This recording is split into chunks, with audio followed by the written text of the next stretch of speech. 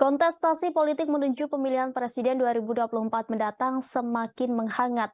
Hasil survei indikator politik Indonesia terbaru menemukan elektabilitas Prabowo 22,2% dan Airlangga Hartarto 1,2%. Kemudian Ganjar 19,8% dan Sandi 1,8%, Anies 15,9% dan AHY 3,1% atau 19%. Sementara pada jajak pendapat Indonesia Survey Center menemukan elektabilitas Prabowo 33,5% dan Airlangga 1,3% jika ditotalkan menjadi 34,8%.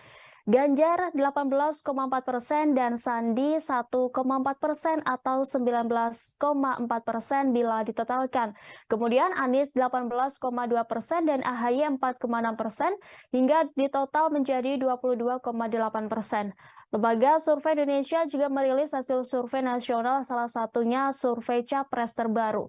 Survei melibatkan 1.229 responden dengan margin of error kurang lebih 2,9% dalam periode 31 Maret hingga 4 April 2023.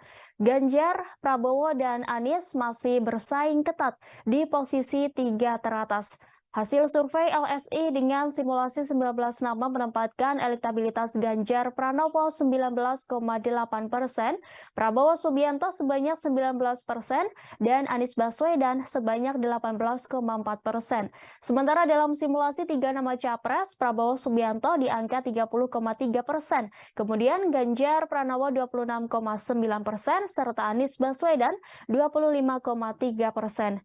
Sebagai informasi, Ganjar Pranowo telah diumumkan menjadi bakal capres dari PDIP. Ketua Umum PDIP Partai Golkar Jawa Barat, Aceh Hasan, mengatakan Airlangga Hartarto akan intensif komunikasi dengan Koalisi Indonesia Raya atau Partai Gerindra dan PKB.